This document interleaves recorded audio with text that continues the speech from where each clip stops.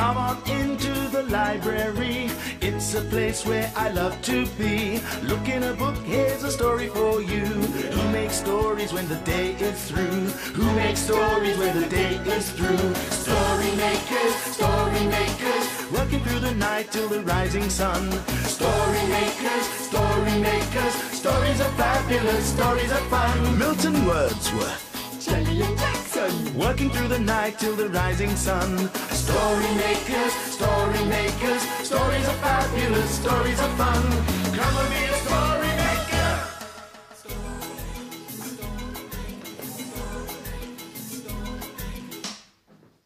Story makers.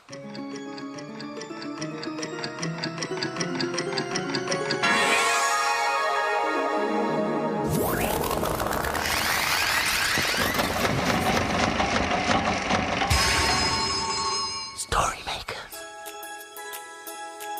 It's midnight. Hello. Has everybody gone? Welcome, one and all. Milton Wordsworth, story maker and magical maestro, at your service. What's that? I think it was Milton. Come on. Milton, are you feeling okay? What am I? I think you are strange and ever so slightly mad. Should we take his temperature? No, it's a guessing game. What animal am I impersonating? Is it a tortoise? A werewolf. No, I'm an angry lion. Oh, that's a good game, that is. Oh, do another one. Ma, ma, Oh, is it a sheep? Is it a sheep? ma. Oh. Got it. What's in the bag? What's in the bag? Milton's animal sound. Listen. Ah. Is it a goat? Well done, Jackson. Oh, and now I can use the rest of the sound to make a story. Good idea, Jackson. In it goes. Now, it takes a lot of imagination to get this story machine going. So, imagine that goat in your head and make it come alive, like this. Imagine a story!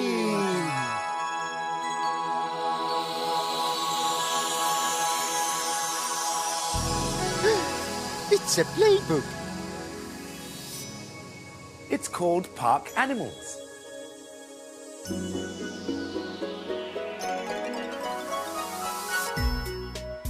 It was early morning in the park and the deer were just waking up.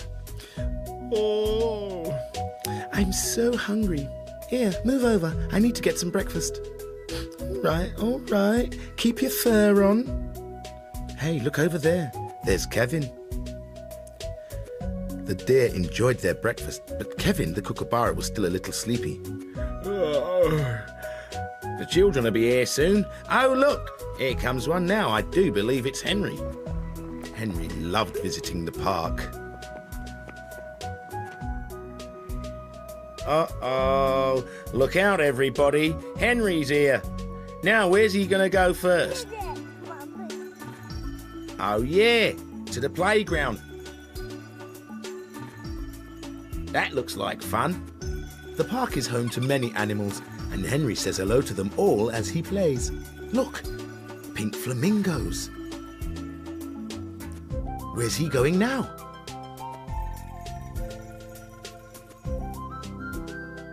Quack, quack. Henry's here, everybody. He always comes to the park with his pockets full of bread. Over here, Henry. And some here, Henry. Lovely fresh bread. Delicious. It's great when Henry comes to the park. Now it's Henry's turn for a tasty treat. Ice cream. Delicious. Henry loves his visits to the park. But it's time to go home now. Goodbye, animals. See you all soon. There was lots of different animals in that park making a noise, weren't there, Milton? There certainly were. Can you think of anywhere you might find animals other than the park? Oh, I know, a farm. They have cows and pigs and sheep and ducks and cockerels and all sorts of animals.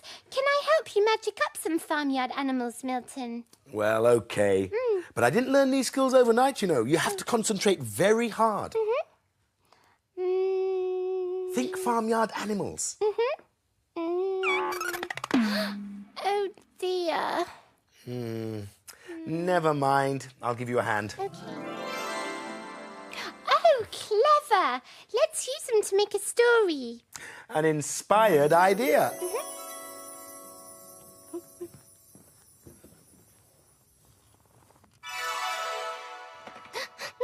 Milton, put the balloon in too and see what happens. Whatever you say.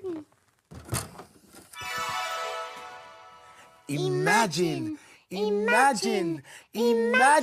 story.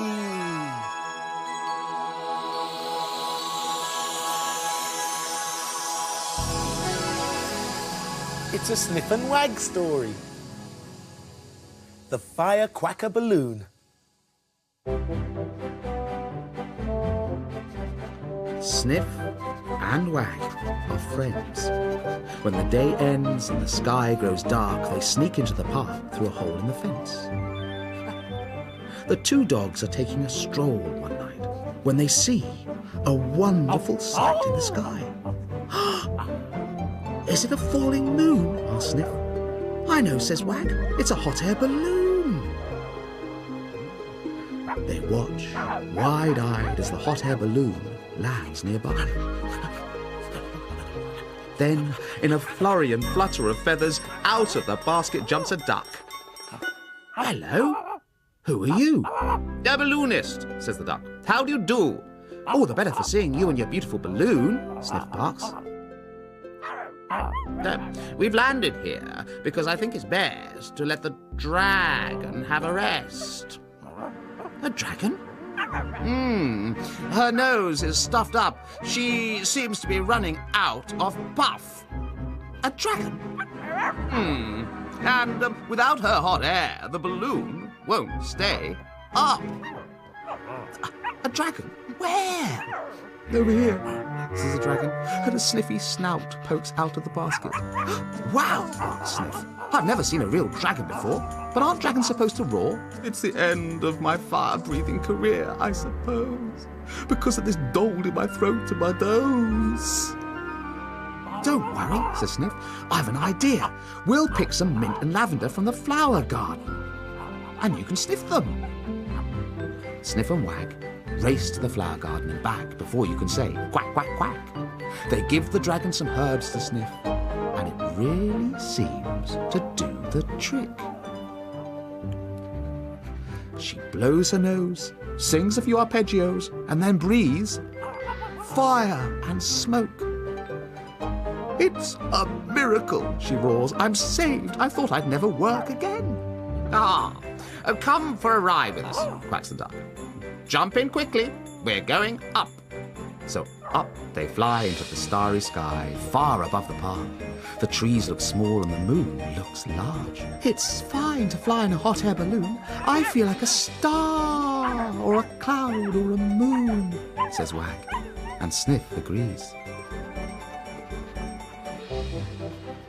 Good night. Sleep tight, my little friends. Tomorrow we will play again.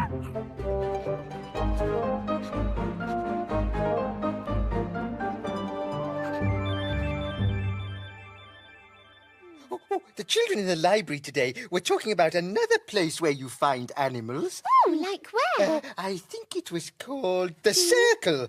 Oh! I'm sure there's a book about it somewhere. What? No, Jackson, silly. I heard the children talking too. It's the circus. Oh, the circus. That's it, yes. But I'm not sure where the book is. Oh, well, don't worry. We can make our own story about the circus. But what can we put in the machine? Look down here. Oh, these! They're juggling bags. They use those in the circus. Okay. Come on. Come on.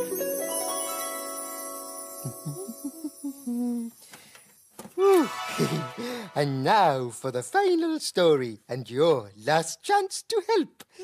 Imagine a story.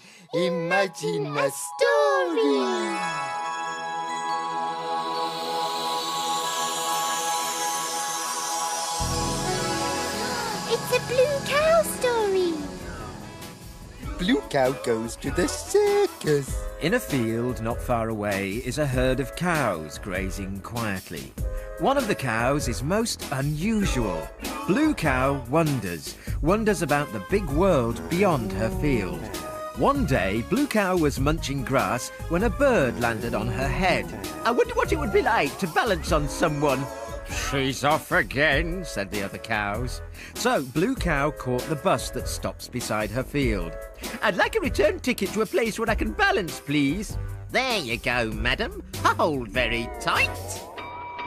And they set off for the circus.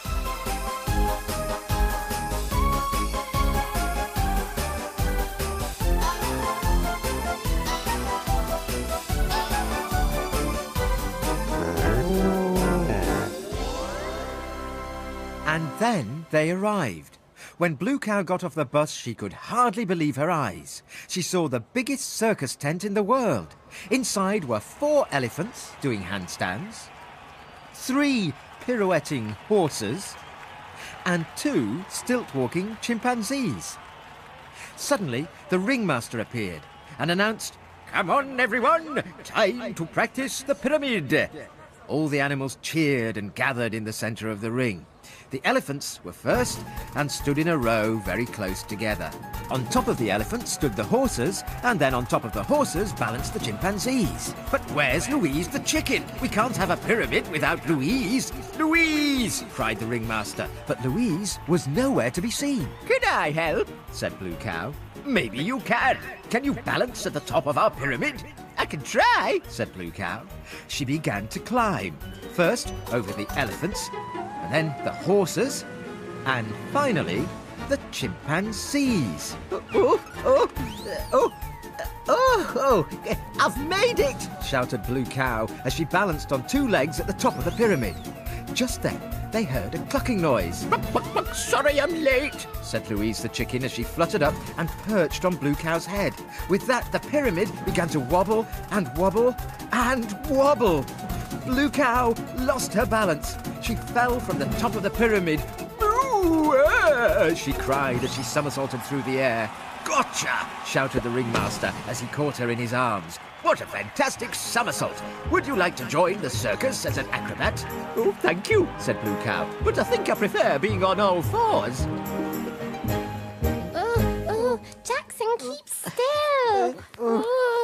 Be careful, you two, or you'll fall like Blue cow. No, we won't. We're brilliant circus performers.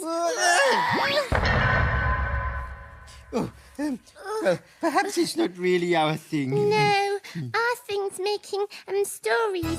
And very good at it you are too. But now, the dawn is upon us. The morning is nigh. We've made our stories, and we bid you bye. Story makers, stories are fabulous, stories are fun. Helping. Bye, story makers. See you again soon.